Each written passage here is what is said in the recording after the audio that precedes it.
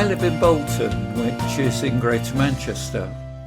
I was invited to contribute to the Thought That Counts slot on my local radio station, Bolton FM. The Thought That Counts is usually broadcast on the breakfast show at about 7:30 and the lunchtime show at about 1:30 over a period of a week. Each broadcast lasts about 90 seconds. On this occasion, my reflections cover the golden rule and being empathetic, empathy and sympathy, persuading and influencing, diversity, taking offence. I've put all of these together as hints and tips into this podcast. I hope that you enjoy it. The Thought That Counts. Do to other people what you would want them to do to you. This is known as the golden rule. You will have learnt about the golden rule as you were growing up. The golden rule has been around for centuries.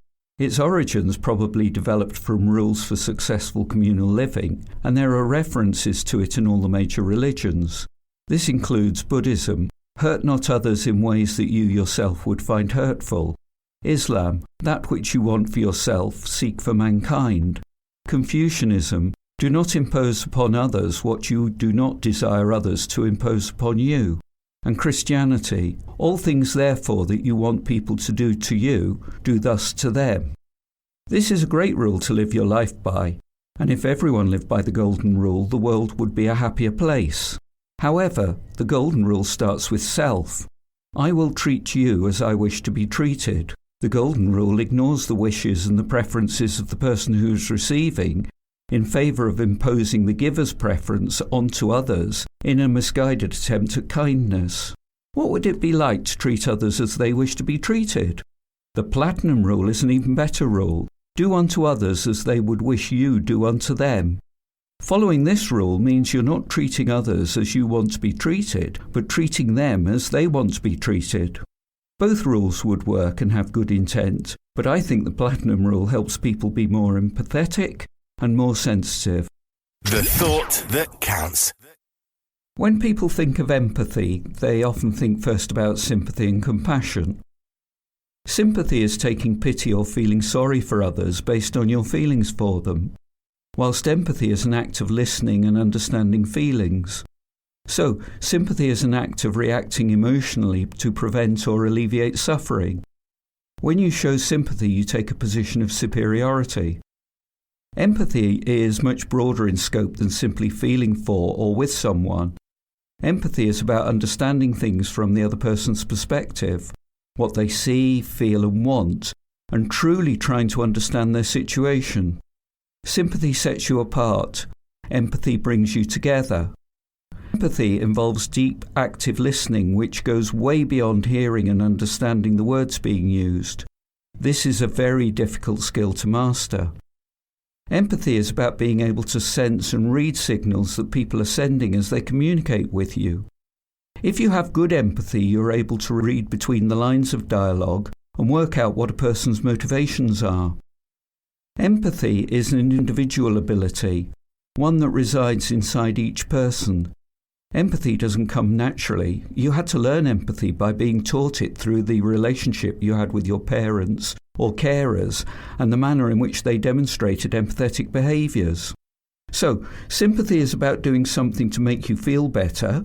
Empathy is all about sensing another person's feelings, creating a situation that is acceptable to all. The Thought That Counts. To influence or persuade another person to change their mind or behave in a different manner, you need to start from where they are. You need to start to understand how they're seeing and perceiving the situation around them. What may be important to you may not matter to them. If they don't think the message that you're sending them is relevant to what they feel is important, they won't be interested. When people feel that their viewpoint is under attack, they dig in, harden their attitude and resist. This is particularly true if they're unaware of how your viewpoint differs from theirs and are not given good reason to see things differently. The very existence of their reality is under threat, and their primary objective will not be to change their mind. Listening is an important core component of empathy and building rapport. You don't have to possess a psychologist's listening aptitude to develop listening skills. If you don't possess a natural aptitude for listening, you have to work at developing the skill. Everybody likes to be listened to and understood. It affirms and validates us as human beings. People who provide you with opportunities to be heard and the time to listen to you are rewarded with your trust and loyalty. It doesn't mean giving up your viewpoint and accepting theirs as true. It just means respecting their reality, their point of view, and working with it. The thought that counts.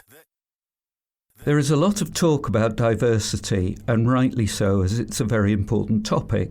Diversity can be thought of as understanding, working with, and accepting difference.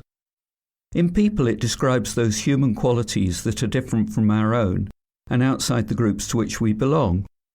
We're all individuals with unique qualities, yet diversity is about more than just differences. It's about recognizing those differences, accepting them, and allowing them to change our perceptions. A person's primary dimensions of diversity are described as core because they exert an important impact on our early socialization and have a powerful sustained impact throughout every stage of our lives. These 6 dimensions represent the core of our diverse identities. These are things that typically we cannot change and have no control over. Their age, ethnicity, gender, mental, physical abilities and characteristics, race, and sexual orientation. For some individuals, there may be a 7th dimension included in the core, religion. This is a core difference for some of us, but not for all. The secondary dimensions of diversity are those that have an element of choice and include religious beliefs. While each dimension of diversity adds a layer of complexity, it's the dynamic interaction amongst all of the dimensions that influences your self-image, values, opportunities and expectations. They give definition and meaning to our lives by controlling a synergistic, integrated whole, the diverse person. The thought that counts. Taking offence and being offended is a natural consequence of engaging with other people. Everyone sees the world in different ways. They have different experiences and so have different views. They have the same right as you to make judgments. Just because you take an offence at something someone does or says does not mean to say that you're right. Being offended quickly escalates to criticism, judgment, bitterness and unforgiveness, which hurts relationships and even your health. Being easily offended is a difficult habit to overcome.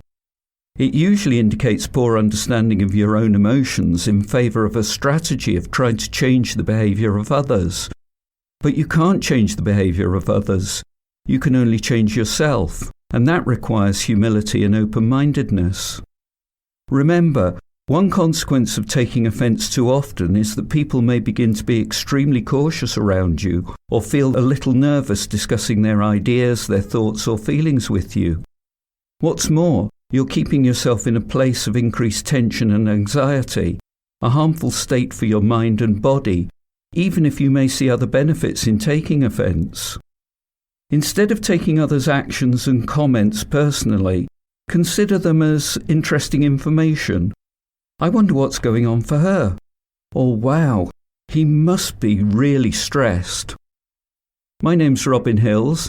I'm from EI for Change, empowering your emotional management. The thought that counts.